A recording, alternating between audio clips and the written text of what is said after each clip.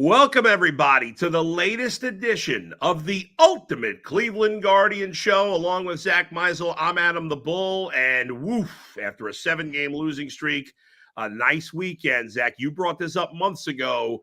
There's something special about that Sunday win, and this one in particular, coming off the 7-game losing streak with a nice performance by Gavin Williams and with Bibee on the hill, holding your breath on him after he had missed the start. That was big. A lot happened in about 51 hours. They played 4 games, and it seemed like the world was ending for a little while there. Yeah. And then I think everyone can exhale at the end of a stressful weekend. Absolutely, including some of the fair weather fans out there who, after one, it's not fair to say one bad week, but one awful week, we're like, that's it, they're done, blah, blah, blah, blah. Oh, by the way, they now have the best record in the American League yet again. I know they're, kind of tied with the Orioles and Yankees, but percentage-wise, they have the best. All right, that and a whole lot more coming up, plus your messages read, your comments to the YouTube, questions, whatever it is, you put them in there, we'll get to them later. I'm over COVID. I'm feeling good. It's the Ultimate Cleveland Guardian Show.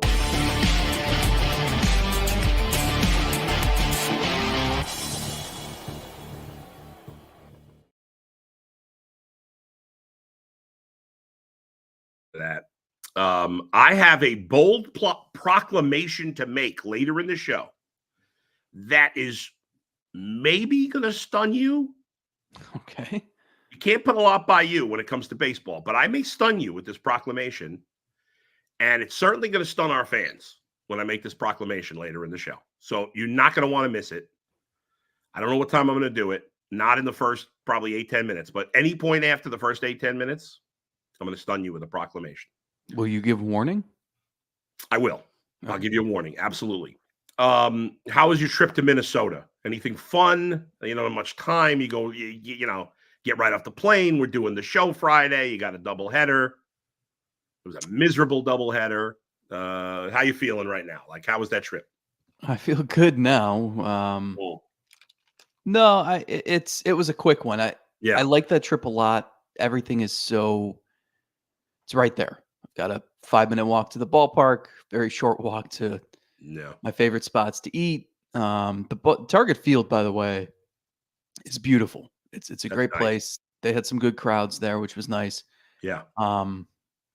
They're really good with in-game entertainment, which is not something I normally care about or notice, but I do notice theirs. They're really good with like the celebrity look-alike. That's cool. Gimmick. Yeah. It's a good trip. Friday was a bear. I had a 6 a.m. flight. Yeah. A 6 a.m. flight and then a doubleheader. We obviously recorded Friday morning as well. Yeah. And, it was interesting too, because they had lost 5 in a row, but they had the off day. And this team is all about one day at a time. And what happened in the past doesn't matter. They're not paying attention to the standings. And it's just all the cliches. Yep. And, that holds true. You don't walk into that clubhouse before a game and you can't tell what their record is. That's good. Yeah. Yeah. And that's Stephen Vogt. That's been his MO since day one. Now, I think you can say all those things. There's a question of whether you actually believe it. And this is when you get tested. This is when you have to show that you buy into that when you're losing 5, 6, 7 in a row. And it was interesting because, they lose game 1. The clubhouse in between games in a doubleheader is weird because it's just everyone's got to eat quick, shower quick, get dressed quick, and it's whatever. But then they lose the second game, and I walked in there, and it's always quiet. You could be a team that loses, like the White Sox, I'm sure is like a mausoleum every game. But you could win 110 games, and still after a loss, it's usually no one talks. Yeah, it's just how it is in baseball. Yeah, makes sense. But this was a little different. Austin Hedges sat at his locker and just stared into oblivion for at least 10 minutes. And you could just tell he was processing, what are we doing wrong? What's going on here? And like, you talk to guys and they're still trying to maintain the same, like, hey, we got another game tomorrow and it's just, we got to focus on that. But it was the first time where I'm like, like this is hitting these guys hard. Like it's the first evidence that they're aware of what they've done recently. And I just, that was interesting. And it made it so that it's like, okay, here we go. Right. You better win the next day or the next two, because otherwise this gets really ugly really quick. It's great insight that you can't get on any other outlet besides this show and then your podcast with TJ in Cleveland, being inside that locker room. And it's understandable because they had been playing their worst baseball of the year. They had lost 7 in a row. They know they can say whatever they want. They know they had a huge lead in the division. And when that doubleheader was over, they're only up a game and a half. And it was time to get going. And it tells you why this weekend was so big. Not only you had Gavin Williams and you had Tanner Bibee. And Gavin Williams has been up and down since coming off the injured list. And obviously Bibee missed the last start. But like you look at this team, we've talked about it so many times. But to make the point, we know that the key guys in the bullpen have been great. And I think we are going to trust them going into the playoffs.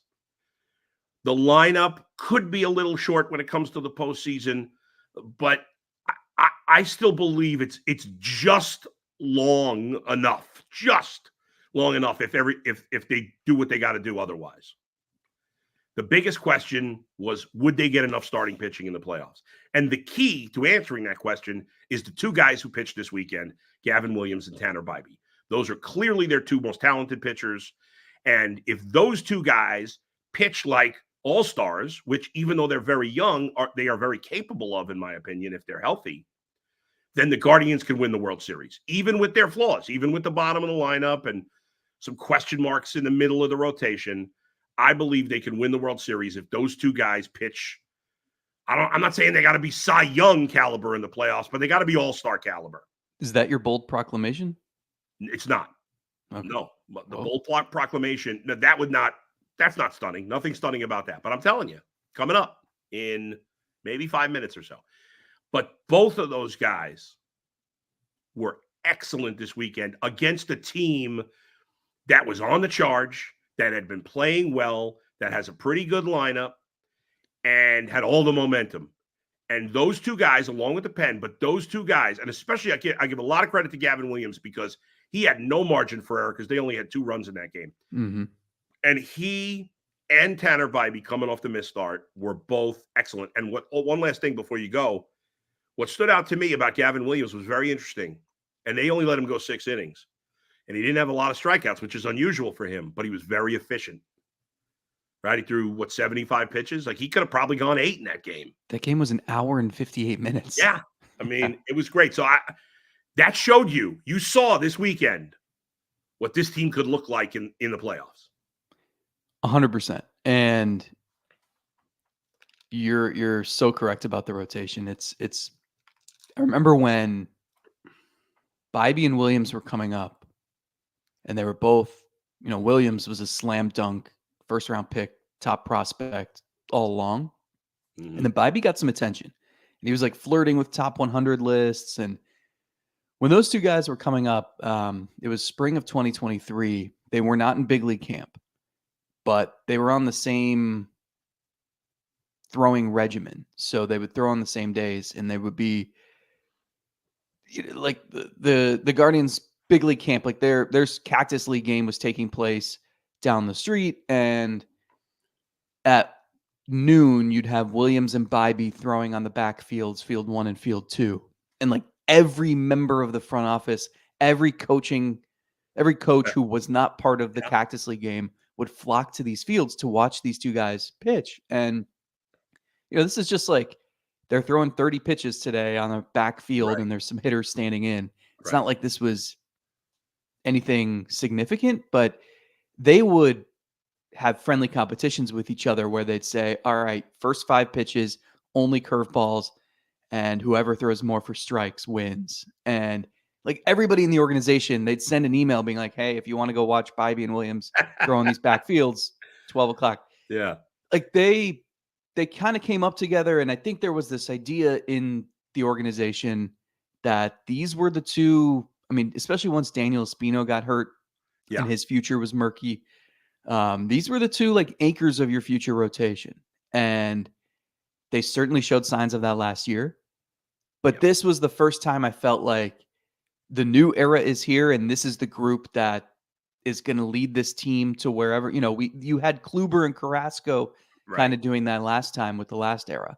And I think this is going to be Bibee and Williams. Yeah. And you want to talk about like how you develop and how you become that frontline pitcher.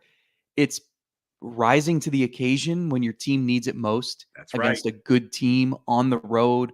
Like it was so impressive. And I think it allows, like, you're gonna get, this is gonna be an interesting week. You Oh face, yeah. it's the Bowl first of all, and against the Cubs, you're gonna throw Ben Lively, Matthew Boyd, Yep. and I think Alex Cobb. Yes. So those are the three guys who are like veteran journeymen, and it's like, who knows exactly what you're gonna get, better, you hope, than what you would have gotten from Carrasco and Logan Allen, Tristan McKenzie, or Joey Cantillo. So Right. you feel more comfortable now, but there's still a question of like what those guys can offer. No doubt. But when Bibee and Williams pitch, there shouldn't be any questions. And I think they delivered. A lot that you said there to follow up on, but let me do this. I think, and you talked about there's a friendly competition between the two of them, no doubt. They're competitors, right? And there's no doubt in my mind that Gavin Williams, who went out there and said, "All right, I got to be the guy today. I have to stop this. I got to dominate. I got to pitch well," and he did it. And Tanner Bibee, even though I'm sure there's some thoughts about what he's dealing with physically, he went out there and said, "All right, my guy just went out there and he got it done. I got to follow it up. I can't be part of the problem. I got to be part of the solution." And those guys are going to push each other. They're going to push each other, and it doesn't mean that either one or both of them are not going to have some bad starts along the way between now and the playoffs. But they need to push each other. I think they are, and it's just the way those two games went. Like you see, there's not a lot of 10-1 games in the playoffs. When you're playing the Twins and the Royals and the Yankees and the Orioles and the Astros, you're going to have to grind out wins, and you're going to have to win games 5-2 and 2-1 like they did this weekend. And if they get that pitching from those two guys in the playoffs with what they can go to in the pen when they're winning, that's a formula for a lot of victories. The Sunday game was giving me flashbacks to so many games I watched at Comerica Park when Detroit's lineup was still really good. You had Miguel Cabrera, you had like Torrey Hunter and Nick Castellanos and JD Martinez, Victor Martinez. And it was, the Indians at the time were good too. And I felt like I've seen that game where it's 5-1, seventh or eighth inning. Shaw comes in, gives up a couple runs. Your boy Dustin Fox is just ripping him on the radio the next day. That's right. And then Cody Allen comes in the ninth for the save. You blink, the bases are loaded, nobody out. Miguel Cabrera is coming up to the plate. Notorious B.I.G. is hypnotized, is blaring in the ballpark, and the fans are going nuts. And somehow he escapes. And even watching it, not, having to write no matter what happens, so whatever happens, like, even I'm feeling like my blood pressure's rising, and that's it. It was the same thing. You're like, okay, like I think Emmanuel Clase can get out of this, but didn't exactly make it easy on himself. And if anyone can get a ground ball double play, it's him. If anyone can get a strikeout when he needs it, it's him. But I mean, that was you feel like you not just you won a game, but you earned a little more than one win. And then you think about that's a 2-game swing in the standings too. 100%. And the biggest thing to me, and the reason it's funny, I was thinking, a week ago, they win the first 2 against Baltimore, lose the second 2 against Baltimore. And like, the temperature in the fan base is like, okay, whatever. Right. But you go to Minnesota, you lose the first 2, you win the last 2, and the feeling's like, oh, this is great. Right. Even though it's a split both times. But I was thinking, this was the Twins' best shot. That's right. To really to you get within a game and a half, and you're just right there with them the rest of the way. That's right. 3.5, you still have a lot of work to do. That's right. And just not letting them that would have been the most deflating loss of the season by Oh, miles if they don't 100%. shut the door. Yeah, and what's interesting is Class A hasn't had many like that. I mean, he's pretty Mhm. much been lights out, and with bases loaded, nobody out, you're holding your breath. I was confident, which is I say it's crazy because his bases loaded, nobody out, but he's been so good. I was like, maybe I was conning myself, but I'm literally watching it and talking out loud to myself, saying he's going to get this done. He's going to take care of business. I don't know if I actually believed it, But but how I many said it to myself. closers in your lifetime would you have said that about? I mean, we watched Guardians Bob closers. Wickman here and, like, Uh, I don't think Indians. I don't think there's an Indians or Guardians closer ever. The only guy I could think of, maybe in that situation, not that he was really a closer here, but occasionally he closed, was Andrew Miller. yeah, I would have said, "Oh, he can get out of this." because he could strike out the side in order there. But, Right. I mean, But there's and like, Bob Cody Allen Wickman would was have a good called that a closer. Tuesday night. I mean, there are very few closers in existence ever who you'd No, still feel comfortable in that no. situation. There's nobody else in baseball right now. I know Ryan Heisey's been great. But no, I trust Emmanuel Clase more than any relief pitcher in baseball right now. No doubt about it. All right, couple of small piccadillies I have with Stephen Vogt, and I want to know from you if you think this is Steve. Well, one of them obviously is Stephen Vogt. I didn't love. I don't, and I know it's easy. I'm telling you, I was watching the eighth inning at Rocky River Brewing Company. Shout out to Rocky River Brewing Company. Great spot. Yeah, I got the giant TV right in front of me. I'm like, okay, because we'd done baseball, and my wife is like, some of our friends asked us if we want to go to Rocky River Brewing Company. I'm like, okay, I'll go, but I gotta watch the Guardians game. Do you know that was once part owned by former Cleveland pitcher It was. I Charles didn't know that. Nagy? Who? Charles Nagy. Charles Nagy. I didn't know that. Did he live in Rocky River or no? I don't know. There He are hasn't some lived here in a long time. players and coaches. I know Kevin Stefanski lives in Rocky River. I wouldn't. I actually don't know exactly where he lives, but I certainly wouldn't say it if I did. But What is his address? yeah. but I was like, okay, I'm happy to go to lunch. I'm happy to chat, but I gotta have my eye on the game here. So I did not like, and I understand he gave up a hit in that inning, and they brought him in the seventh to get out of the seventh. But I don't like taking out Hunter Gaddis for Nick Sandlin. I didn't understand that move, and obviously he gives up the home run. But I said it as soon as he took him out. I'm like, I don't get this. Why is he doing this? He can pitch an inning in a third. Why do you think he did it? Did you have a problem with it when he did it? What do you got on that one? Give me your second gripe first, Okay. because I can tackle these as one big thing. So my second gripe: why the hell is David Fry sack bunting in the ninth inning? Now, obviously, it didn't matter, but it certainly could have. We just talked about the fact that Clase, almost blew it in the ninth. Now he didn't, but David Fry, I know he hasn't been as good. We all understand that. But if David Fry is going to sacrifice bunt, then he shouldn't be hitting fifth. I can't have. It's not like the guys behind him are particularly good. Now it was a total disaster because he bunted into a double play. But how often is he sack bunting? Like, first of all, I hate sack bunts. I think you're with me on this. Sack bunts 100%. are awful. I almost never. There are a couple of circumstances, but with no pitchers hitting these days, unless I got a terrible 9-hitter and I can't pinch hit for him, okay, maybe there's an occasion. But almost no occasion am I sack bunting. Almost none. And certainly in this situation, it made no sense to me whatsoever. I hate the Sandlin thing. Okay, I didn't like it. The Fry bunting, I thought, was a really stupid decision. So I hit you with both of those. Go ahead. My proclamation still coming up in a few minutes.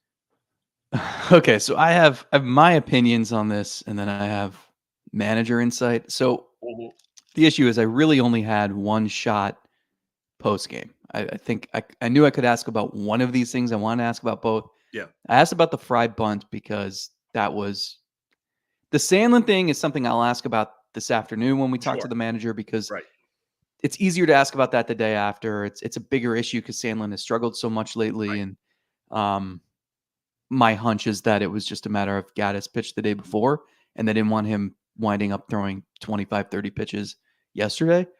But I'll get clarity on that because it's also Sandlin in his last, I think, 13 2/3 innings has given up 6 home runs. Yeah, he's been Like, you can't have that. horrible. And it was crazy. And then once he got through Buxton, Yeah, I believe like there were a couple lefties coming up, maybe a switch hitter, which he's always been a guy like I think last year he had a stretch where he was just brutal against lefties, could not get them out.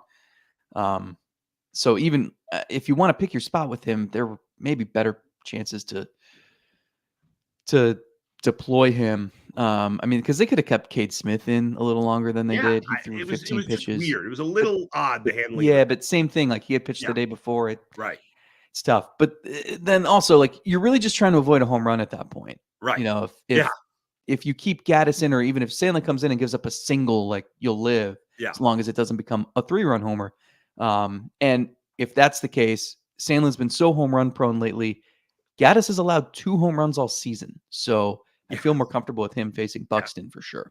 Yeah. We'll get clarity on that. Especially because Buxton is a guy who he's pitchable. Like, he's dangerous, but he's pitchable. So he's the type of guy, if you make a mistake, he's going to hit a home run. Mm-hmm. But you can pitch, and Gaddis has just got better stuff right now. And Sandlin's been so home run prone. Like, he's the last guy I want to face Buxton. Sure. Anyway, so let's let that go, because as much as I didn't like it, the Fry thing drove me absolutely bananas. So I think, I mean, Fry did it on his own. Because that's what Vogt said, and Vogt would do anything to protect his players. So if that call came from the dugout, he would say that. Yeah, okay. And I think that's a matter of just he has been brutal against right-handed pitching for the last couple months, and was trying. You know, if they get one more run there, you feel super comfortable with where you're at. But the way it happened too, he dropped it down and then kind of like hesitated for a second because he was seeing if it stayed fair, and by the time he did that, he had no shot. And it speaks to the larger issue that this is still a very imperfect lineup.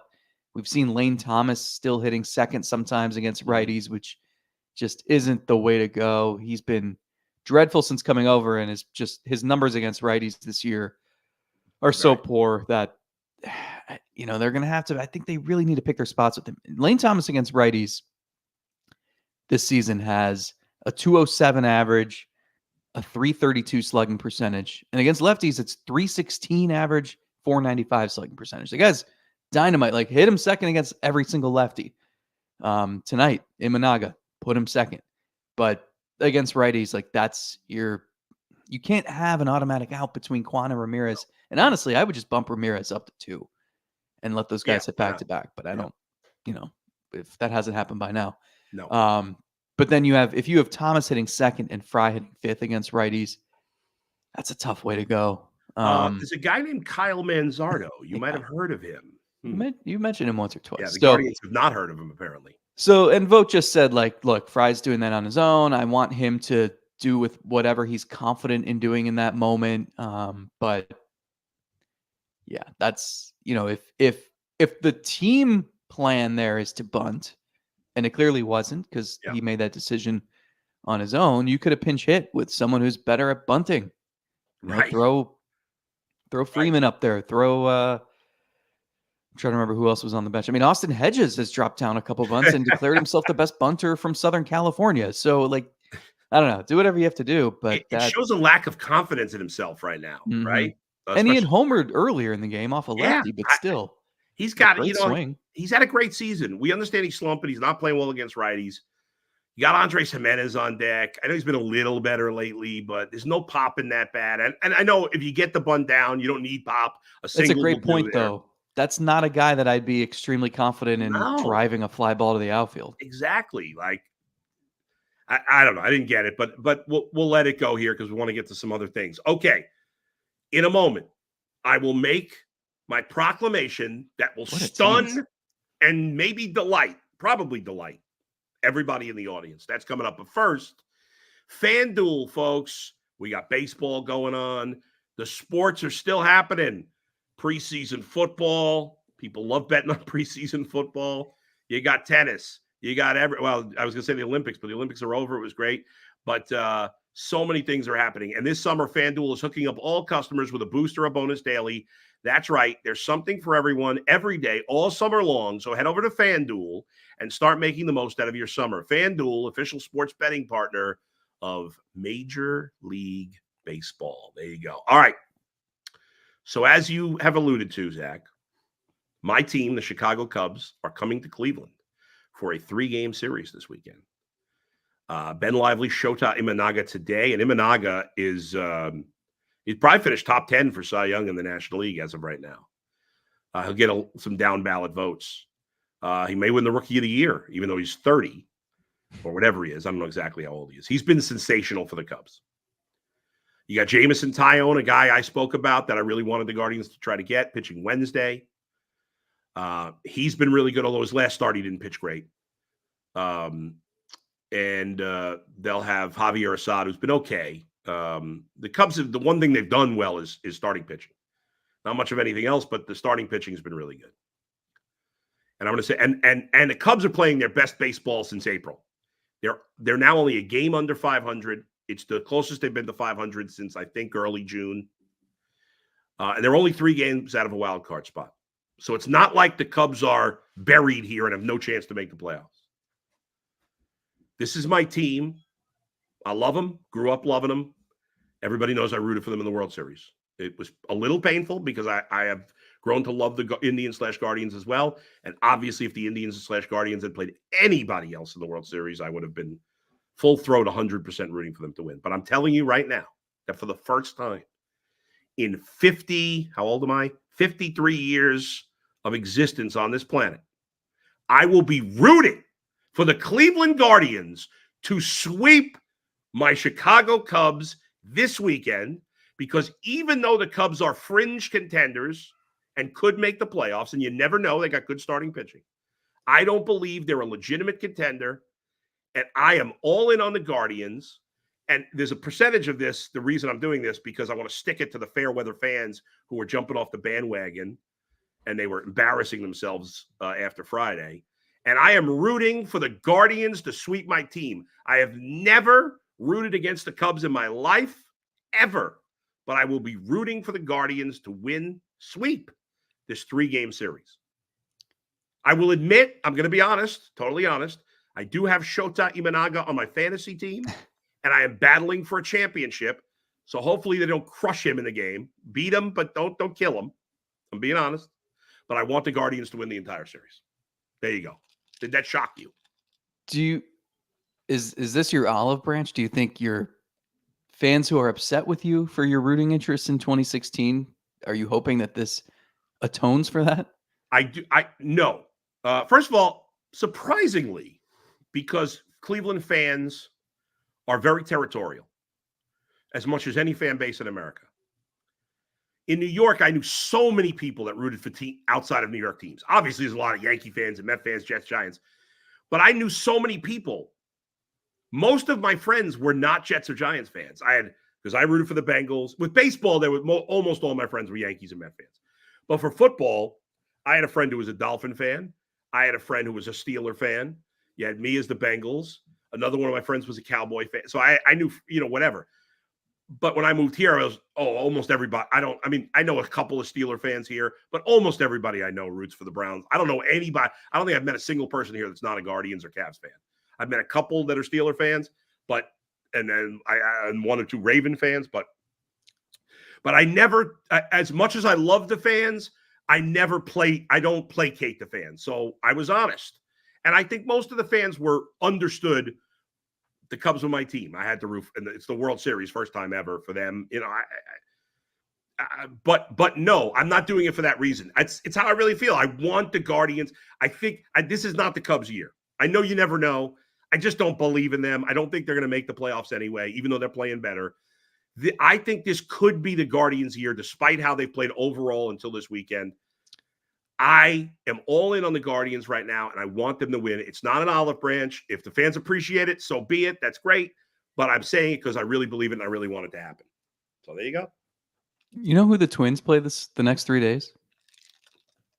I can't remember now. They host the Royals. Oh, yeah. Oh, that's right. So it's also an opportunity to create a little more breathing room. That's right. Let's say the Guardians sweep. Well, no matter what happens in the Twins Royals series, you're gaining a bunch of ground on somebody, That's maybe right. both. So it's and it's also, I know the Cubs are one game below 500 right now, but it's one of the easier series that the Guardians have this Sure. month. Sure.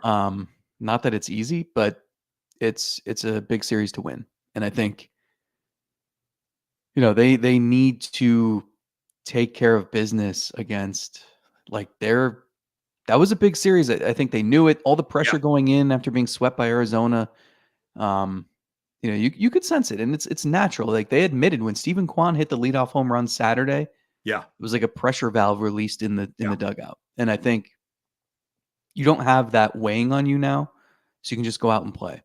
And I think that'll help. That's kind of that's been their mojo all season, really. Yeah.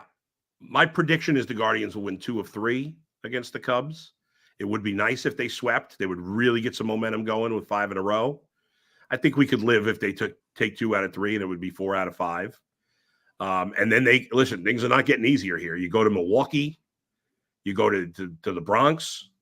With that's going to be a fun series. Mhm. Are you going to the Bronx? I am. Will you be We going? Do you have a specific pizza place you got to go to? No, it depends where I never stay in the same place, so Yeah. sometimes I'm usually in Manhattan, but I could be on, honestly, don't even remember where my hotel is this time, but Okay. sometimes I'm by Central Park, sometimes I'm by MSG, like, Right. All right. You got to let me know because I'm going to send you to I got like 10 places that I love, and I got to send you to a place. yeah, the only thing is you gotta be, like, almost have to eat a small lunch or make it like a brunch because there is no better press dining Oh, than right. it is like, eh, it's just, they really spoil us there. That's why I make that trip every single Yeah. year, Right. It sounds despite like the I mean headache. it sounds like to the point where you're getting emotional about it. I mean that's how Yeah, good it yeah. is. I mean, you They you take you care of do you. this job, you travel, you leave your family, Yeah. you work early mornings and late nights and fly across the country just so Yeah. that for 3 days every summer you get amazing buffet and a Right. dessert spread at Yankee Stadium. Yeah, Do you chat with Eric Boland when you're there? Who, of every course, time. Yeah. yeah. Eric, of course, is from Cleveland. And do you talk with Sweeney Murty? I don't know if I've talked to you about that. Yeah, once, back in the day, occasionally, it's funny, like, everyone has this idea of, oh, the New York media is this, monster, and everyone is Yeah. so mean and critical, and No, it's like yeah. those are some of my, like, greatest mentors or greatest people that I love to catch up with, Yeah. um, are on that beat and have been for a long time. Yeah. No, they're good. The ones I know, the guys I know on the beat are all nice guys. Your I don't voice doppelganger, Mark Feinsand, Mark's a great love guy, no doubt running about into it. him. Yeah, well, if you talk to Mark or Sweeney, tell him I said hi. All good people. Well, Sweeney worked for I don't know if I don't know. He doesn't work for the Fan anymore, I don't think. But for No, years, he's working. Is he at I MLB.com? think he is now. Yeah, yeah, yeah. But anyway, great guys, great guys. Mhm. All right, let's get to some of the fan reaction. We got a ton of people watching. It's one of our best live view numbers here, so that's cool. As we head down the home stretch of the show, let's get some comments from the fans. Here we go. Okay. Oh, Derek says, thank God for Zach's tweet notifications. Seeing exhale while I was a few pitches behind almost made a grown man cry. Sorry. You know what? We have, in the press box, they have the TVs, obviously, and Yeah, they come in handy because you need to watch a replay to see, like, right, sure. did Jimenez really make that diving stop, Yeah. or did Tim Herron really balk? That was weird. And the Minnesota Bally's feed in the press box was like 3 pitches behind the Oh my entire God. series, and it was agonizing because Yeah, you'd want to see a replay of something, and by the time you saw it, 3 plays have happened. yeah. So my apologies. That thought No, crossed he my was mind. happy about it. So you don't have to apologize. When I watch the Guardians games, I have I keep MLB. Why can't I think of just the app? The live Like the game game day? game day. I don't know. I couldn't think of what Mhm. it was called. I have it up all the time. And I watched the Guardians on Fubo. I don't know, whatever. And I'm always like, Fubo's probably 5 seconds, 8 seconds behind Game Changer. And so when was it Naylor that homer? Did Naylor hit a home run Saturday or he won the 3-run homer Friday night? Oh yeah, maybe it wasn't Naylor. I can't remember. It was somebody on Saturday or Sunday. Somebody hit a home run, and like I saw it on Game Changer right before he hit it, and I said to my son, "He's going to hit a home run on this pitch," and he did. My son's like, "Oh my god, how did you know?" I told him. I spilled the beans, but okay. Justin, it's been on and off since the All-Star break. Fans have every right to be concerned. Sure. Concerned. Fair. Completely jumping off the bandwagon, saying the team sucks, saying they're completely finished. That's not rational. This is Major League Baseball. Every team, with almost no exceptions in the history of the sport, goes through a stretch where they play poorly. Name a team this year that has not played poorly for a stretch. Can't say it about the Guardians, but you can't say it about the Orioles. You can't say it about the Yankees. The Phillies, they're kind of coming off a bad stretch for them. If that wasn't the case, then those three teams would be way ahead of the Guardians by now, but they're not.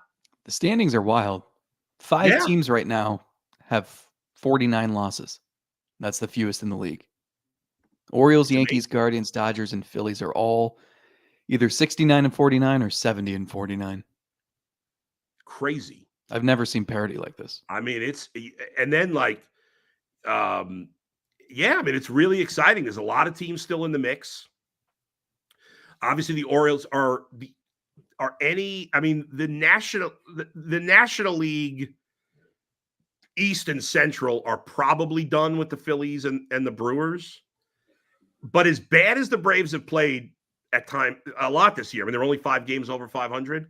I would not 100% count them out in the division. I'd say 99, but not 100. The Brewers are going to win the Central. There's no doubt about that. The Dodgers will probably win the West, but the Diamondbacks and Padres are both playing good baseball. They both won 8 of 10. Neither one's out of it. And the Diamondbacks are like 21-6 or something in the last month. Yeah. And the Guardians are the only first-place team in the American League that's in first place by themselves. Yeah. The Orioles and Yankees are tied. The Astros and Mariners are tied. This is not June. We're in the middle of August. And the wild card races are crazy, especially in the National League. I mean, you got, 5, 6, 7 teams within 4 or 5 games of that final wild card spot. I mean, it's going to be nuts. Curtis, some of the people were predicting my prediction or what I was going to say. Curtis says, you're going to say the Guardians won't make the playoffs. I'm definitely not saying that. I heard a lot of that Friday night, though. Oh, that there are a lot of people saying they were going to finish under 500 for the season, which means my God. They'd have to go like 11-40. What were they going to lose every game the rest of the season? I mean, come on. Justin, the front office dropped the ball on getting some pitching help. I mean, that's a fair argument. Now, to be fair, Cobb has made 1 start. It's 1 start. He's been off a long time. He didn't pitch great, but it's 1 start.